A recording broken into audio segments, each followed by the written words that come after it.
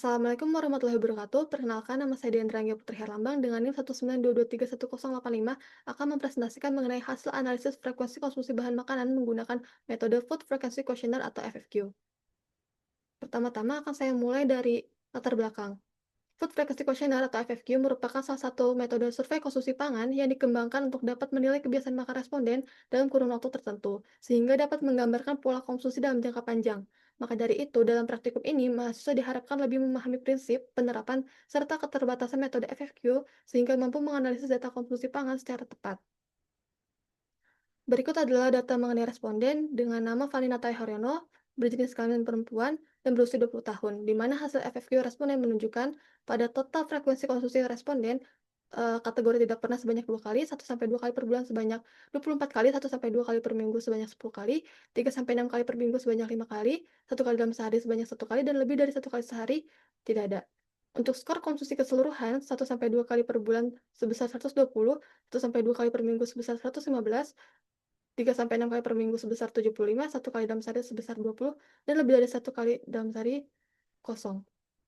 Kesimpulannya adalah pola konsumsi cenderung rendah intensitas karena mayoritas berada pada kategori 1-2 kali per bulan dan hanya sedikit yang dikonsumsi mingguan atau harian. Berikut adalah data skor FFQ dari kelompok-kelompok responden, di mana rata-rata skor konsumsi sebesar 338 dan batas klasifikasinya adalah kurang dari 338 dikategorikan sebagai jarang dan lebih dari sama dengan 338 dikategorikan sebagai sering. Adapun berikut adalah data kelompok berdasarkan frekuensi makan dan jumlah responden, di mana jarang apabila dalam kategori tidak pernah 1-2 kali per bulan, 1-2 kali per minggu, dan kategori sering apabila 3-6 kali per minggu, 1 kali dalam sehari, atau lebih dari 1 kali dalam sehari. Berikut adalah data rekapitulasi skor kelompok yang divisualisasikan dalam bentuk diagram batang, di mana jarang dikonsumsi hampir semua responden, yaitu produk ikan 98%, minuman sebesar 97%, susu dan produk susu bubuk 97%, dan kelompok dengan sering tertinggi, yaitu serealia dan produk serealia sebanyak 22%, kembang gula atau permen dan coklat sebanyak 12%, kemudian saus, dressing, dan bumbu sebanyak 12%. Adapun pie chart data kelompok pangan divisualisasikan sebagai berikut. Berikutnya adalah kesimpulan dan saran, di mana kesimpulan adalah hasil FFQ menunjukkan pola konsumsi responden didominasi di kategori jarang dalam individu atau kelompok, kemudian sebagian besar pangan seperti susu bubuk, ikan, minuman bubuk, gizi khusus, dan fast food hanya dikonsumsi 1-2 kali per bulan atau tidak sama sekali.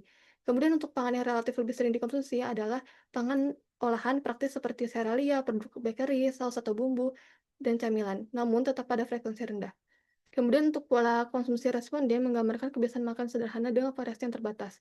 FFQ terbukti efektif sebagai alat analisis untuk memetakan kebiasaan konsumsi individu maupun kelompok.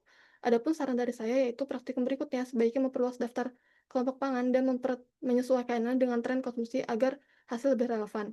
Kemudian hasil praktikum dapat digunakan sebagai bahan edukasi untuk mendorong perbaikan pola konsumsi, khususnya peningkatan asupan protein dan keseimbangan gizi.